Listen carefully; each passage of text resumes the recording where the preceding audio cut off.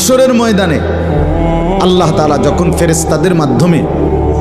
আগুনের শিকল দিয়ে টেনে জাহান্নামকে হাসরের মাঠে এনে দাঁড় করাবে, মনে করেন এখানে আইনা রাখবে, আমরা সবাই তাকাবো, এরকম হাসরের মাঠে যখন জাহান্নামকে আনা হবে, এই জাহান্নামের দিকে এক নজর তাকাইয়া হাসরের ময়দানের সমস্ত নাফরমান পাপী বেঈমান আবারও বলবে আল্লাহর কাছে, রব্বানা আখিরনা ইলা আজালিন করিব, আল্লাহ একটু সময়ের জন্য দুনিয়াটা আবার ফেরত দেন, হায়াত আবার ফেরত, সময়গুলো আরেকবার দেন, আরেকটু সময় দেন,